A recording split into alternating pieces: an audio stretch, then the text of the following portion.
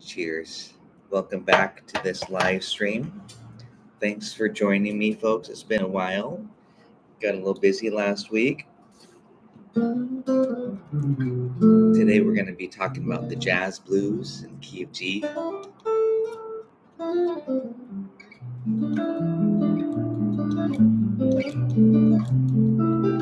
in the chat.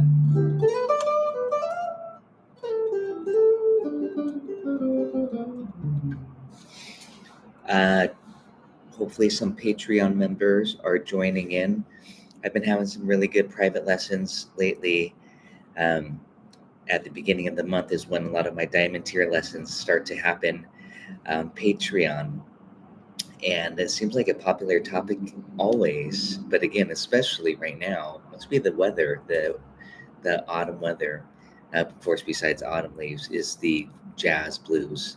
So I thought today I would talk about the G blues. I've got a big lesson package on Patreon for the B flat blues and C blues, but I just compiled it and have it now for the key of G. So if you want to go to the link, hey Chris, welcome. Oliver, good to see you guys. Thanks for joining in. If you want to go check out the and grab the package, the link is posted right there in the comments and in the description. It's a pretty massive package here. If you want to take a look, just PDFs, Etude, bass, inversions, soloing. So lots of good stuff here. It's just attached to that link. Which will bring you to Patreon, and you can just purchase it separately. It's $5 for the post, or if you want to join Patreon, then you can have access to all of my tabs and PDFs as a new member. So what I'm going to cover first again is I'm going to pop up some things on the screen here using the screen share, which will bring us to my sound slice practice videos, which I create, and it's a great way to learn. So, but feel free to type in the chat. I'm just going to see who else is going to be joining us. And the blues, I just want to say, is a really great place to start if you're just getting into jazz guitar. It's like the best place to start. I mean, unless you're just into the gypsy jazz, then I'd say minor swing is the best place to start. But even that is very similar to the blues, where it's basically just 3 chords, and then you start to learn how to embellish around it. So again, can you guys hear me okay? I can't hear you. So I'm going to go ahead and just get ready. And again, I've got a lot of these PDFs. So what I do recommend is basically to start with the really basic blues. So I'm going to kind of just show you what I mean by that. I'm going to pull up a on Sound Slice.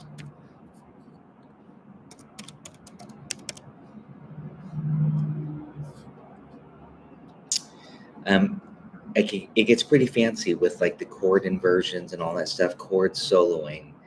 But here's a good one to, ooh, yeah, that's good too. I forgot to post that. But I've got these really simple etudes that I wrote out, and I think this is a great place to start for soloing purposes. Let me see here. I'll do this little screen share so you can see it as well. And by the way, if you enjoy these live streams, please let me know by doing that. That helps keep these happening. The thumbs up, of course, the like button. So here is the 5 solo etudes. I highly recommend these. This is just via Sound Slice. There's a little backing track here that I put on. And you can use a metronome. These are just great practice tools. I'm not sure if you're going to be able to hear me, but you can play along with it or just have the backing track. I think I could just turn down the guitar part and just play along with it myself. These are just really nice, simple swing, easy swing style etudes. A little bit of Grant Green's mixed in with some Kenny Burrell, simple approach style before it gets too beboppy or too gypsy jazz, which can have a lot of notes sometimes. So I like to keep it really simple. Oh, I guess I'm not showing that anymore. Sorry. Let me get rid of that. You guys don't want to see that stuff.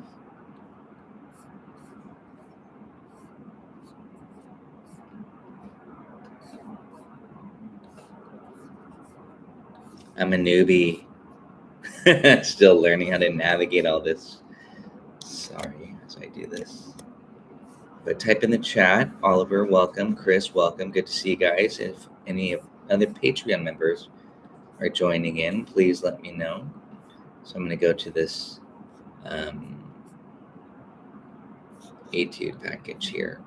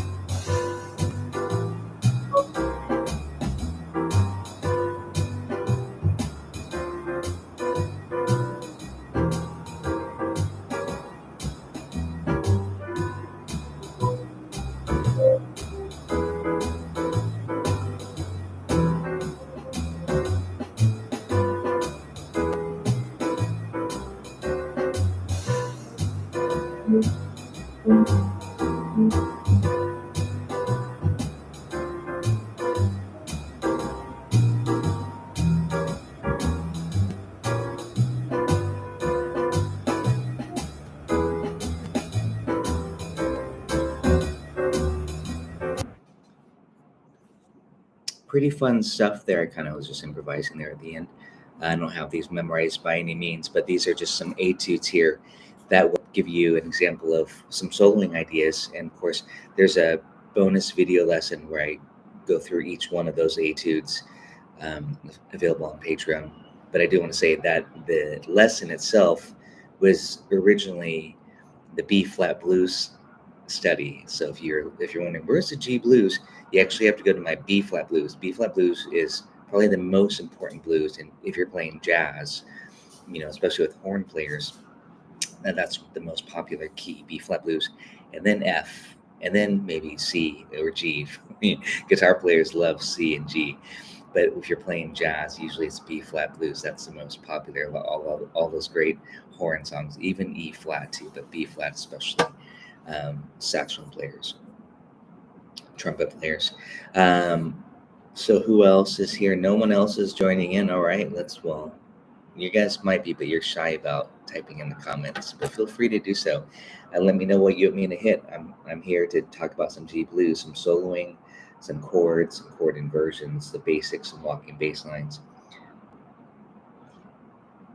Again, G, the blues in general, I'm not going to say key of G, but this is a key we're looking at today. And I posted all these PDF packages, materials, tabs, and on Patreon. The link is in the description. The blues is a great way to get into playing jazz guitar. Okay. So here's like the basic blues. If you're a rock player, you'd probably do something like this. You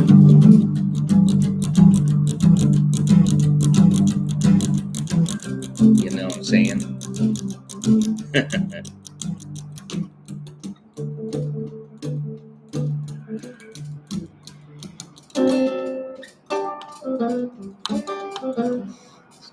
So that's how a lot of rock guitar players learn. Of course, here it is in B flat.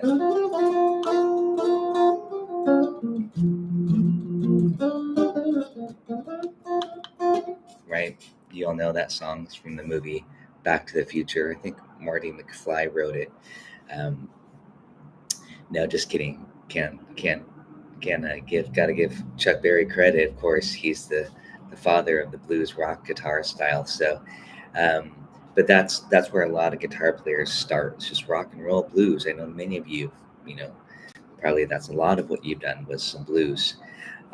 Oliver, you like that? But the B flat blues. So the jazz blues is not much different from that. I mean, they're around the same time. Miles Davis, So What? Chuck Berry. I mean, someone look that up if you're on Google right now. I can't do it because I'm trying to entertain you all with the live stream. But if you want to look it up, type in Chuck Berry, Johnny Be Good, tell me what year, and then type in Miles Davis, All Blues, and tell me what year.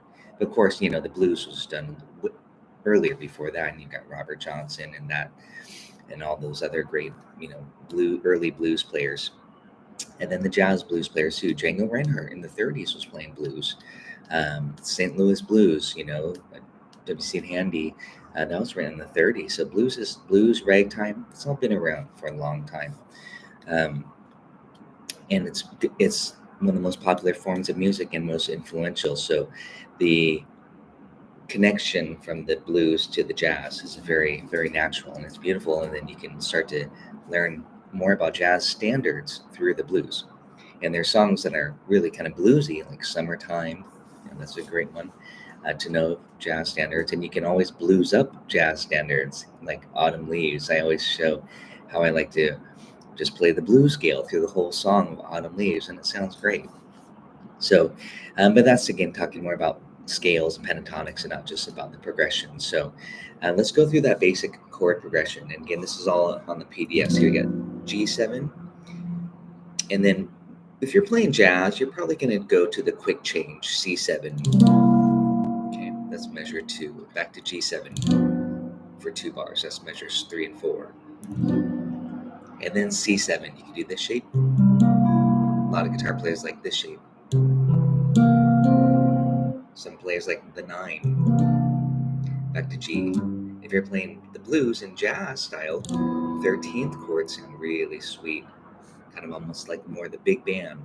You got the 5 chord coming up here, measure 9, D7, and then the 4 chord's really nice. There's a lot of variations, and then back to the 1. And then notice I put the G13, then the 5. This time I'm going to give the 5.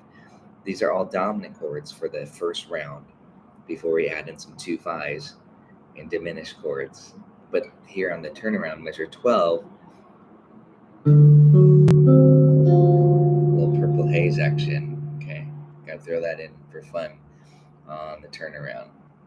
So now, just what I just played there, really basic. This is basically level 2, level 1, or level 2 of the jazz blues in G would be this, kind of in swing style.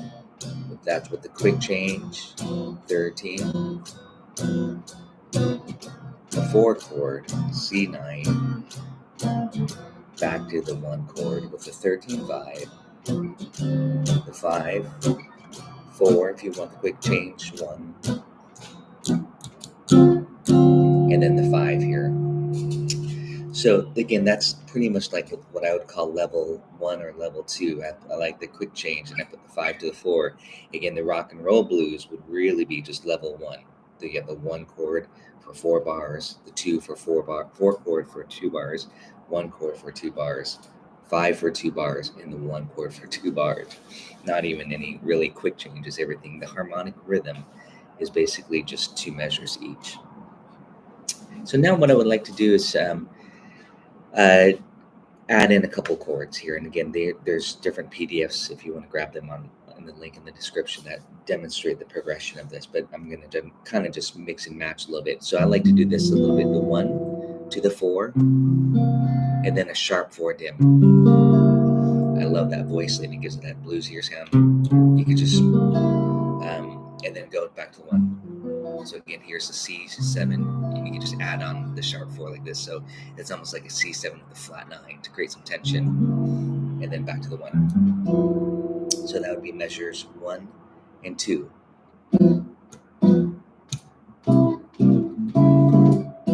And that's measure 3. And then the measure 4, to pull us into the 4 chord, we're going to do a 2 5 into the 4. So if the 4 is C, we're going to go D minor 7 to the G7, and there I'm jazzing up the chords a little bit. Here are the dominants, and I put a sharp 5 to the C9, and now that would be measure 5. So here we have this 2 5 to the 4, and then after 4, the 4 and 7 are just hanging there. Sorry, my cat wants to join in on this live stream here. Maybe not. Let me scoot over so cat can have some room. Okay, so we have the 4, and then instead of saying on the 4 chord for 2 bars, we're going to put the sharp 4 again, the diminished 7, and that gives it some nice movement. Okay, we love that sound, and you want to start to add this in for your soloing, and then we're going to go back to the 1. So check it out: 1, 2, 3, 4. 1, 2, 5 to the 4, sharp 4 dim. 1. Okay. Again, this is a fancier. This is level 3, level 4 here. Now we want to do the 3, 6 to the 2 chord. Basically, it's the 2, 5 going to the 2. So the 2 is A minor 7. Before we just went to D7, but now we're putting A minor 7 to the D7. But to lead into the A minor, that's where you put a 2, 5. And this is, again, how we jazz up the blues. 2, 5 to the 2. So basically, I call it a 3, 6 because we're in the key of G. This is a 3. This is a 6. Notice I'm going to put the Jimmy Page. What's his name? Jimi Hendrix. Jeez, got to get my Jimmys right. Jimmy Page, Jimi Hendrix. In my music school, I had a poster on each side of the wall. Jimi Hendrix on one side and Jimmy Page, and they're kind of doing this little face-off. So now I get confused, and now that's why I messed up here. So B minor 7, E7 sharp 9, the purple haze chord, of course. A minor 7. You can literally add in this purple haze chord. D7 sharp 9. We love that purple haze chord. And then the flat 9. So again, if you know your fancy dominant chord,